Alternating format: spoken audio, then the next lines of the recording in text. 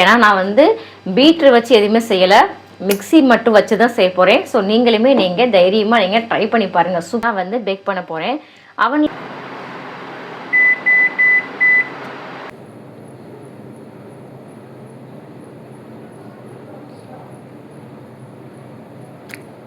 எல்லாரும் எப்படி இருக்கீங்க? நல்லா இருக்கீங்களா? இன்னைக்கு வந்து பார்த்தீங்கன்னா டெய்லி ஒரு ஸ்நாக்ஸ் வந்து செய்வேன். ஸோ இன்னைக்கு வந்து கேரட் வச்சு கேக்கு தான் செய்ய போகிறேன். ஏன்னா இந்த கேக்கு என்னுடைய குட்டீஸ்களுக்கு ரொம்ப ரொம்ப பிடிக்கும். குட்டீஸ்களுக்கு மட்டும் இல்லை, எனக்குமே ரொம்ப பிடிக்கும்.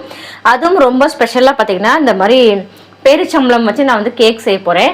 ஸோ மறக்காமல் நீங்களும் ட்ரை பண்ணி பாருங்கள். சூப்பராக இருக்கும் இந்த கேக்கு. சரி வாங்க இப்போ செய்ய ஆரம்பிக்கலாமா? யாரெல்லாம் நம்ம சேனலை வந்து ஃபஸ்ட் டைம் பார்க்குறீங்களோ மறக்காமல் நம்ம ஜேஜே ஃபேமிலி சேனலை சப்ஸ்கிரைப் பண்ணிவிட்டு பெல் ஐக்கானை கிளிக் பண்ணிவிட்டு ஆளுன்னு கொடுத்துக்கோங்க. இப்போ வாங்க ஃப்ரெண்ட்ஸ், வீடியோக்குள்ளே போகலாமா? நான் வந்து 2 கேரட்டை வந்து இந்த மாதிரி நல்லா சின்னதாக வந்து துருகி வச்சுருக்கேன். அதுக்கப்புறம் பேரிச்சம்பளம் வந்து நல்லா பொடியாக வந்து கட் பண்ணி வச்சுருக்கேன். இது ஒரு கப்பு இருக்கும், இது ஒரு 1/2 கப்பு பேரிச்சம்பளம் இருக்கும். ரொம்ப ரொம்ப நான் வந்து சிம்பிளாக தான் வந்து செய்து காட்ட போகிறேன். ஏன்னா நான் வந்து பீட்ரு வச்சு எதுவுமே செய்யலை, மிக்ஸி மட்டும் வச்சு தான் செய்ய போகிறேன். ஸோ நீங்களுமே தைரியமாக ட்ரை பண்ணி பாருங்கள். சூப்பராக வரும் இந்த கேக்கு வந்து. ஏன்னா நான் வந்து சர்க்கரை வந்து கரெக்டாக 3/4 கப்பு நான் வந்து சேர்த்துக்கிறேன். ஏன்னா நம்ம வந்து பேரிச்சம்பளம் வேறு சேர்க்குறோம். இதுவே கொஞ்சம் இனிப்பு அதிகமாக தான் இருக்கும். வேணும்னா நீங்கள் வந்து 1/2 கப்பு சர்க்கரை, 1/2 கப்பு வந்து பேரிச்சம்பளம் சேர்த்துக்கோங்க, சரியாக இருக்கும். நான் வந்து கொஞ்சம் அதிகமாக தான் வந்து சுகர் வந்து சேர்க்குறேன். இப்போ இதை வந்து ஒரு மிக்ஸிக்கு நான் வந்து சேர்த்துக்கிறேன். வந்து 3 முட்டை வந்து சேர்த்துக்கிறேன்.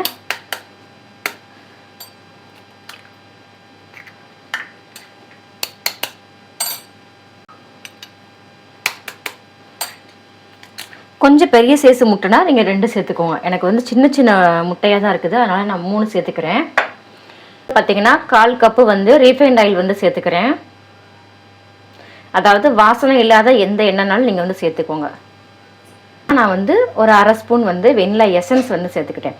இந்த மாதிரி எசன்ஸ் இல்லை அப்படின்னா பரவாயில்ல, 3 ஏலக்காய் சேர்த்து நல்லா வந்து அரைச்சிக்கோங்க.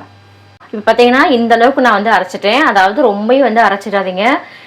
மிக்ஸி ஜார் வந்து ஹீட் ஆகிடக்கூடாது. அப்போ கேக் நம்மளுக்கு வந்து ரொம்பவே ஸ்பாஞ்சியாக வந்து இருக்காது.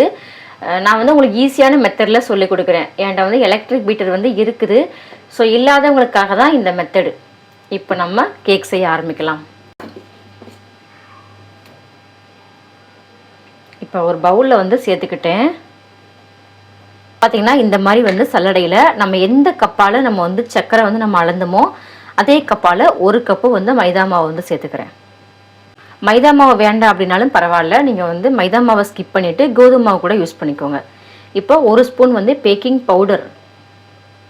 சோடா உப்பு பார்த்திங்கன்னா ஒரு 1/4 ஸ்பூன் தான் சேர்த்துருக்கேன், ரொம்ப அதிகமாக சேர்க்கலை.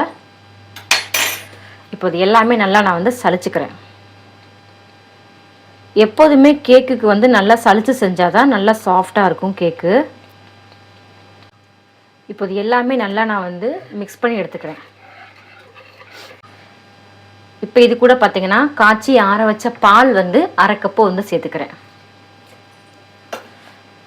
இப்போது இது எல்லாமே நல்லா வந்து மிக்ஸ் பண்ணி எடுத்துக்கிட்டேன். இப்போ வந்து கேரட் வந்து தூவிக்கிறேன். கரெக்டாக பார்த்திங்கன்னா ஒரு கப்பு கேரட்டு. உங்களுக்கு எவ்வளோ தேவையோ நீங்கள் வந்து சேர்த்துக்கோங்க. இது கூட பார்த்திங்கன்னா நான் வந்து பேரிச்சம்பழத்தை வந்து கட் பண்ணி சேர்த்துக்கிறேன். இது கூட நீங்கள் வந்து நட்ஸ் கூட சேர்த்துக்கலாம், நல்லாயிருக்கும். நான் வந்து எதுவுமே சேர்க்கலை, ஒன்லி பேரிச்சம்பழம், கேரட். இது இப்போ நம்மளுக்கு வந்து கேக் பேட்டர் வந்து ரெடி ஆகிடுச்சு பாருங்கள். இப்போது இந்த மாதிரி நான் வந்து கேக் டின்னில் வந்து கொஞ்சமாக எண்ணெய் அப்ளை பண்ணி பட்டர் ஷீட் வந்து போட்டு வச்சுருக்கேன். இந்த மாதிரி உங்களுக்கு இல்லை அப்படின்னா பரவாயில்ல, நல்ல ஒரு அடிக்கனமான ஒரு பாத்திரத்தில் நான் கொஞ்சமாக எண்ணெய் சேர்த்து மைதா மாவு வந்து கொஞ்சமாக தூவி விட்டுக்கோங்க, ஒட்டாமல் வந்துடும். இப்போ நான் கேக் பட்டரை வந்து இதில் சேர்த்துக்கிறேன்.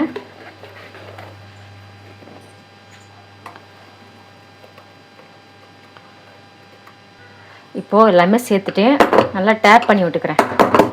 நான் பார்த்திங்கன்னா அவனில் தான் வந்து கேக் வந்து வைக்க போகிறேன். அதாவது 180 டிகிரி செல்சியஸுக்கு ப்ரீஹீட் பண்ணிவிட்டு கரெக்டாக 50 நிமிஷம் வந்து வச்சுக்கிறேன்.